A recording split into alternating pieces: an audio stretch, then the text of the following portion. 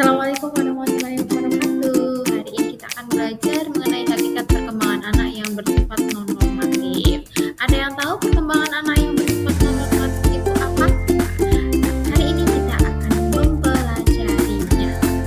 Untuk mengetahui perkembangan anak yang bersifat non-normatif, terlebih dahulu kita akan mengetahui pemahaman mengenai anak-anak yang berkelainan atau sering disebut dengan psikopatologi perkembangan.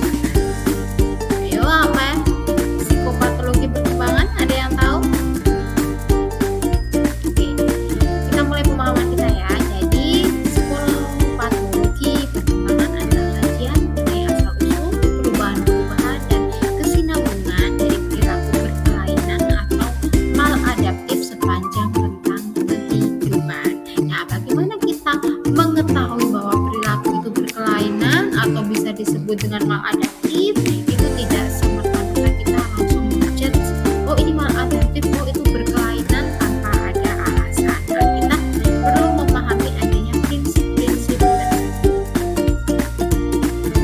Nah, ada 4 prinsip dasar yang harus kita cermati. Yang pertama, aturan-aturan perkembangan harus dipertimbangkan dalam mempelajari asal-usul simptom dan penyebab kelainan, karena frekuensi dan pola-pola dari simptom akan bervariasi sejalan dengan perkembangan. Yang kedua, psikopatologi harus didefinisikan dalam pengertian menyimpang dari perilaku normal dan sesuai dengan pencapaian rata-rata anak dalam rentang usia yang sama.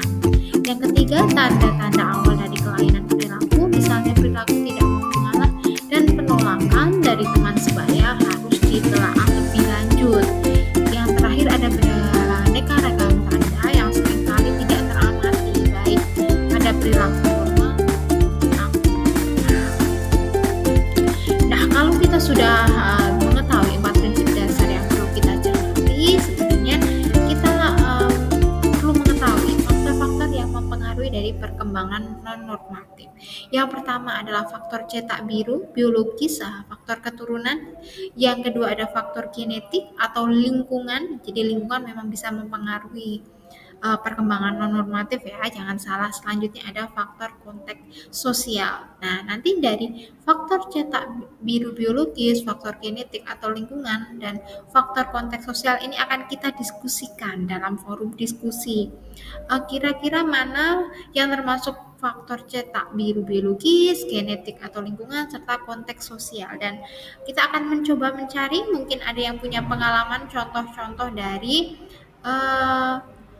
anak-anak yang mengalami perkembangan non-normatif tapi yang berasal dari faktor cetak biru biologis, berasal dari lingkungan ataupun konteks sosial.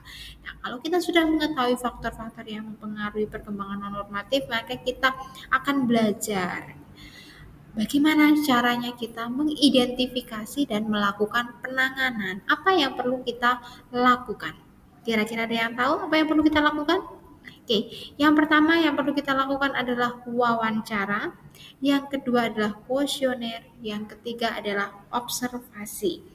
Ketiga cara ini akan kita bahas dalam forum diskusi juga. Jadi teman-teman perlu diingat ya, jadi ada 2 subbab yang akan kita bahas dalam forum yang akan kita bahas di forum diskusi, yaitu faktor-faktor yang mempengaruhi perkembangan non-normatif dan cara identifikasi serta penanganannya. Nah, untuk memperdalam atau sebagai bekal teman-teman untuk mengetahuinya, teman-teman bisa mengunduh atau melihat jadi di sesi pengayaan, materi pengayaan yang sudah saya unggah, silahkan dilihat, silahkan dipelajari terlebih dahulu. Selain itu teman-teman boleh mengambil referensi untuk memberikan pendapat terkait dengan faktor yang mempengaruhi perkembangan non-normatif dan cara identifikasi serta penanganan perkembangan anak yang bersifat non-normatif. Sekian pengantar saya dalam materi kali ini. Terima kasih, sampai jumpa di forum diskusi dan juga nanti akan ada kuis. Terima kasih. Wassalamualaikum warahmatullahi wabarakatuh.